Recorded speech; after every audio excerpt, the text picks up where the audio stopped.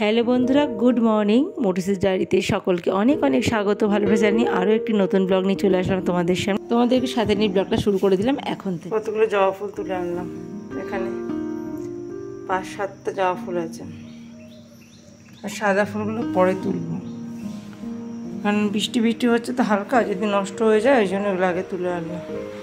অনেক কটা জবা দেখলাম ফুল। আর এদিকে দেখুন, আমার রাজকন্যা এখনও ঘুমোচ্ছে, মুখে চাপা দিয়ে ঘুমোচ্ছে। তারপর এই যে ব্রেকফাস্টে বানিয়েছি চাউমিন, সেটাই এখন সার্ভ করে দিচ্ছি। অনেক দিন পর ব্রেকফাস্টে চাউমিন বানালাম। আর তোমরা তো জানো, যারা আমার পুরনো ভিউয়ার্স তারা তো জানো যে আমার ঘরে চাউমিনটা কতটা হিট। ব্রেকফাস্টে যদি চাউমিন বানাই আমার মেয়ের খুব খুশি, আর আমিও ভীষণ খুশি। আমারও ভীষণ প্রিয়, পছন্দের একটা খাবার এটা। আমার হাজব্যান্ডও ভালোবাসে। আর এখানে দেখো কিছু বাদাম ভেজে রেখেছিলাম, সেই বাদামটা ওপর দিয়ে ছড়িয়ে দিলাম। এটা আমার প্লেট, কারণ আমার মেয়ে বাদাম একেবারেই খায় না, ওরটা আলাদা করে তুলে নিয়েছি। আর এটা হচ্ছে হাজব্যান্ডকে দেবো, হাজব্যান্ড বাদাম খাবে, আমিও খাবো, আমি এটা আলাদা রেখেছি। হ্যাঁ, আমি সস খাই না, আমারটাতে ভর্তি করে লঙ্কা নিয়েছি, বাদাম নিয়েছি, তোমারটাতে বাদাম দিয়েছি। কি অন্ধকার ঘরটা, হলুদ হলুদ চাও সে আগেকার দিনে বানাতো না। কন্যাকুমারী খাচ্ছে, কুশানের ওপর রেখে খাচ্ছে। দেখ, ফ্ল্যাশ লাইট জ্বালালাম, কত সুন্দর হয়েছে কালারটা। বাদাম দিয়ে অনেকে খায়, আমি কোনোদিন করিনি, প্রথম করলাম। বন্ধুরা দেখো, আজকে চাউমিনে হলুদ দিয়েছি, হলুদ দিয়ে সে আগেকার দিনের মতন বাঙালি চাউমিন বানিয়েছি। ফ্যানের একটা বিচ্ছিরি আওয়াজ আসবে, সেই জন্য আবার ভয়েস ওভার দিলাম, ডাইরেক্ট কথা বললাম না। আর সবজি এনেছে কালকে রাত্রিবেলা, এখনও ফ্রিজে ঢোকানো হয়নি। পটল এনেছে, ভেন্ডি এনেছে, আর এটা কি যেন চাল কুমড়ো, না এটাকে চাল কুমড়ো বলে তো, চাল কুমড়ো এনেছে। অনেকদিন বাদে চাল কুমড়ো আনলো। তো সবজি এই এনেছে, দেখি আজকে কোনটা করি। আর এখন সবজির দাম নাকি একটু কমেছে, হাজব্যান্ড বলল। আমি তো আর বাজার যাই না, তাই আমি জানতেও পারি না কখন বাড়ে কমে। তো ওই বাজার করে, যখন ও বলে দাম আগুনের মতন বাজারে সবজির, তখন আমি জানতে পারি যে দাম বেশি। ও যখন বলে দাম একটু কমেছে, তখন আমি জানতে পারি। কারণ আমার পক্ষে বাজার করার সম্ভব না, আমি যাইও না, তাই আমি জানি না। এই পটলটা ফ্রিজে রেখে দেবো ধরে। আর এখানে আছে ভেন্ডি, ভেন্ডিটা দেখি কিছু। আর এখানে আছে একটা ডিম, ডিমটা যখনই আনা হয় একটা করে আনা হয়, কারণ ওই যে বললাম আমার বাজার দোকান কিছুই করা হয় না। যখন শেষ হয়ে যায়, একেবারে শেষ হয়ে যায়, তখন থাকেই না, আবার যখন আনা হয় এই একটা। এটাকে খুলতে হবে, কাটতে হবে, গিদ্দি দিয়েছে, আজকে গিদ্দি দিয়েছে। খুলে তারপর ডিমগুলো সব ধোবো, সিঙ্কে নামিয়ে ধুয়ে তারপর একটা একটা করে সাজিয়ে রাখবো। আর এখানে একটা প্যাকেট এনেছে, এই যে বাসন মাজার ডিশওয়াশ জেল দুটো, এই দুটোকে ঢেলে রাখবো কৌটোর মধ্যে। আর এনেছে ছোলার ডাল, আর এনেছে কাবলি চানা আর মটর। এটা কাবলি চানা আর এটা মটর, এগুলো কিনে এনেছে। যেহেতু আমাদের রুটিটা বেশি খেতে চায় সবাই, সবাই মানে আমার হাজব্যান্ড আর মেয়ে, সেই জন্য এই ছোলার ডাল আর মটর এগুলো আনলে রুটিটা খেতে সুবিধা হয়। মানে রাত্রিবেলা করলে রাতেও হয়ে যায়, পরের দিন ব্রেকফাস্টেও হয়ে যায়। তরকাটা না এখন আমার খেতে ভালো লাগে না, সেই জন্য তরকাটা আনাইনি। নাহলে বলছিল তরকা আনবো, আমার তরকা যেন এখন ভালো লাগে না, কেন কিনে আবার যখন ভালো লাগবে বানাবো। যাই হোক, এবার জিনিসটা জায়গায় গুছিয়ে রাখি। আর ডিমের এটাকে কেটে এটাকে ধোবো।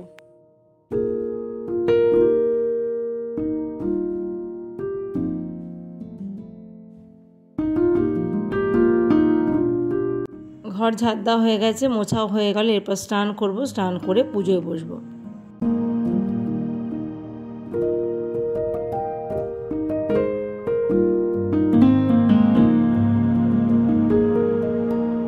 পুজো দেওয়া হয়ে গেছে, দেখো এইভাবে সাজিয়েছি। আজকে একটু ভাবলাম সাজাই। আর অনেক বেশি ফুল থাকে যখন, না তখন সাজাতে পারি না, কেন কীভাবে সাজাবো, অনেক ফুল থাকে তখন। এই একসাথে জড়ো করে করে ঠাকুরের চরণে দিয়ে দিই।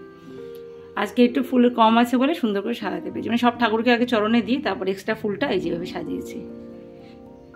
এখন বর্ষাকাল তো, সাদা ফুল একটু কম ফুটবে। আর এই যে আমার বাবা ভোলানাথ, পুজো দিয়ে প্রসাদ নামানো হয়ে গেছে, সেই মুহূর্তটাই তোমার সাথে শেয়ার করলাম।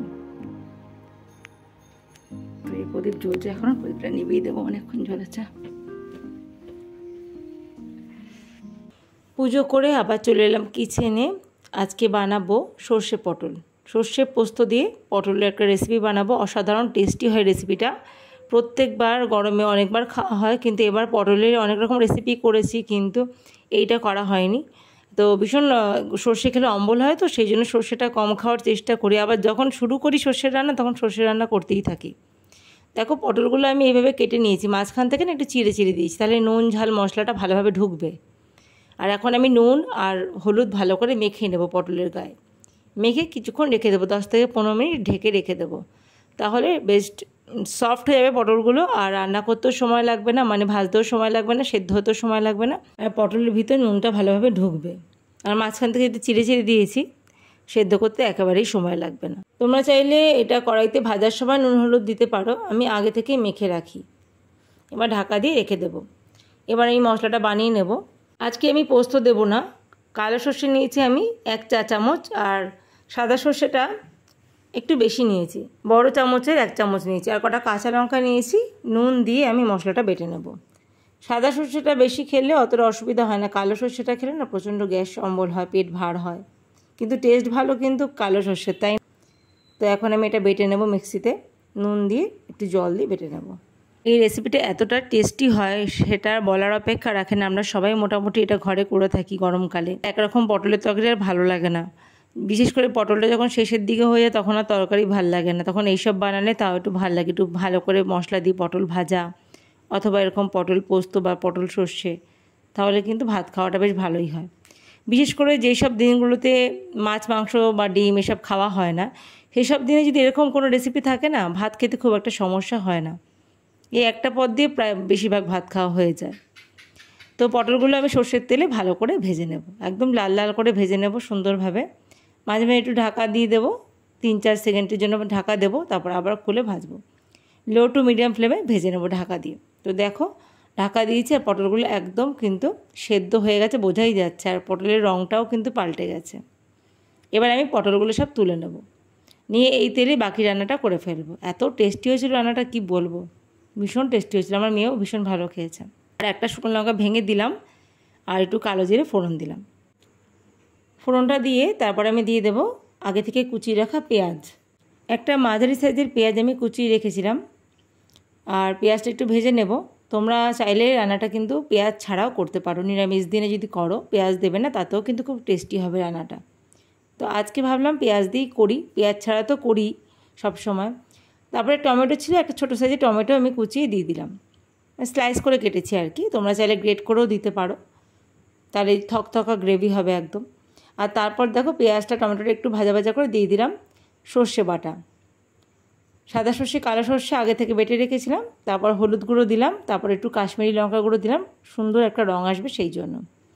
কাশ্মীরি লঙ্কা গুঁড়োটা কিন্তু একদম অপশনাল। তারপরে দিয়ে দিলাম আগে থেকে ভেজে রাখা পটল, আর মিক্সির যে বাটিটা ধুয়ে সামান্য জল দিয়েছিলাম সেটা তোমাদের দেখানো হয়নি, এখন আমি আর একটু জল দিয়ে দিলাম। পটলগুলো ভেজে যে বাটিটাতে তুলে রেখেছিলাম সেই বাটিটার মধ্যে একটু জল দিয়ে সেটা ধুয়ে দিয়ে দিলাম। খুব অল্প জল দিয়েছি, কিন্তু একেবারে হাফ কাপের মতো জল দিয়েছি সব মিলিয়ে। এবার ঢেকে 2 থেকে 3 মিনিট রান্নাটা লো ফ্লেমে আমি করে নিয়েছি। আমার সর্ষে পটল বা পটল সর্ষে কিন্তু একদম রেডি বন্ধুরা। দেখতে দেখো কত সুন্দর হয়েছে, খেতেও অসাধারণ টেস্টি হয়েছিল। আর সামান্য চিনি দিয়েছিলাম আমি, তোমরা তো দেখলে, সামান্য কয়েক দানা দিয়েছি। আর দিয়ে দিলাম নামানোর আগে কাঁচা সর্ষের তেল, অল্প করে দিয়ে দিলাম 1 চা চামচ মতো। এবার গ্যাসটাকে অফ করে ঢেকে 5 মিনিটের জন্য রেখে দিয়েছিলাম। তারপর একটা পাত্রে আমি ঢেলে নিলাম। গরম গরম ভাতের সাথে এরকম একটা তরকারি হলে আর কি চাই বলো তো। এত সুন্দর একটা রেসিপি করেছি, ভাবলাম তোমার সাথে শেয়ার করব না। বলো তাহলে কেমন দেখতে হয়েছে। খেতে তো অসাধারণ হয়েছিল, সেটা আর কি বলবো। আর দেখতেও দেখো কি সুন্দর হয়েছে। যদি রেসিপিটি ভালো লাগে বন্ধুরা কমেন্টে জানিও, আর তোমরাও ট্রাই করো যারা যারা এখন এইভাবে ট্রাই করোনি। আমি কিন্তু খুব সিম্পলভাবে করেছি, দেখলে তো, মাত্র সর্ষে আর কাঁচা লঙ্কা আর একটু পেঁয়াজ দিয়ে কিন্তু বানিয়েছি। আর টমেটোটা কিন্তু অপশনাল, থাকলে দেবে নাহলে দেবে না। খুব ইজি একটা রান্না, আর ভীষণ চটজলদি হয়ে যায়। চলে এলাম একদম লাঞ্চের সময়, এদিকে হয়ে গেছে, আর এই যে আমারও খাওয়া হয়ে গেছে। হাজব্যান্ড এলে হাজব্যান্ডকে খেতে দেবো। এখানে আজকে করেছি দেখো ডাল, কালো জিরে ফোড়ন দিয়ে পাতলা মুসুর ডাল, আর এই যে আলু ভাতে দিয়েছিলাম,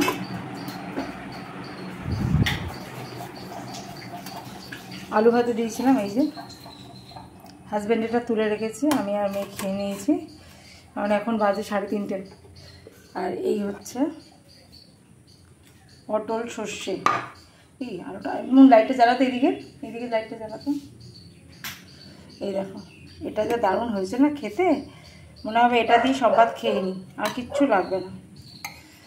এটা হচ্ছে পটল দিয়ে সর্ষে দিয়ে করেছি। কটা দিন শারীরিক নানা রকম সমস্যার জন্য ভিডিও আপলোড করতে পারিনি আমি বন্ধুরা। শর্ট ভিডিও দিয়ে গেছি নিয়মিত, কিন্তু লং ব্লগটা দেওয়া হয়নি। তোমরা এভাবে আমার পাশে ছিলাম না। এই ড্রয়ারটা কিচেনে রাখবো, দেখো এখানে রেখেছি। এই যে ফ্রিজ, আর এই ফ্রিজের পাশে রেখেছি ড্রয়ারটা একদম।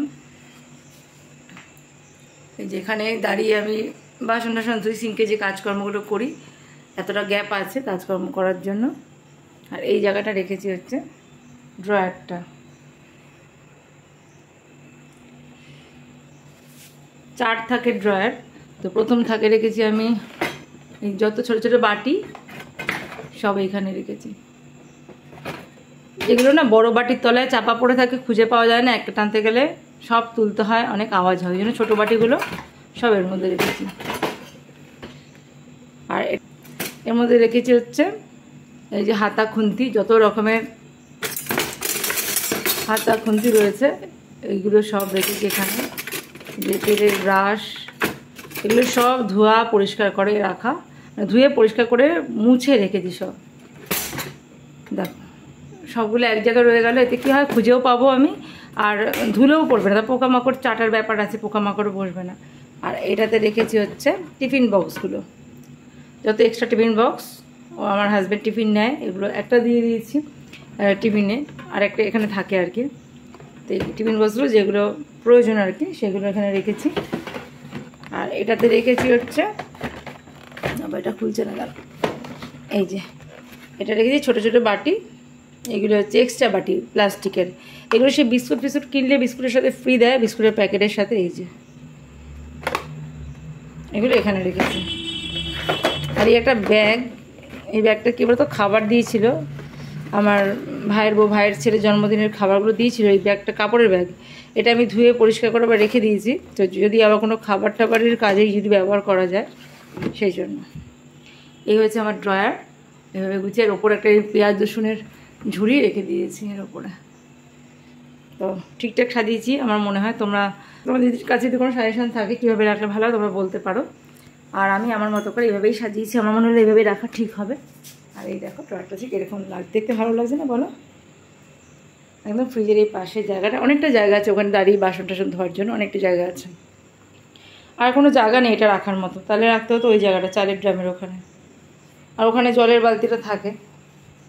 একদিন কিচেনটাকে ভালো করে গুছিয়ে নিই, একদিন কিচেন ট্যুর দেবো, কোথায় কী রাখি তোমাদের দেখাবো, ঠিক আছে? আর ড্রয়ারটা না ভীষণ কাজের একটা জিনিস হয়েছে, ভীষণ কাজে লাগছে আমার। কেমন হয়েছে তোমরা অবশ্যই জানিও। আজকে এই পর্যন্তই, থ্যাংক ইউ।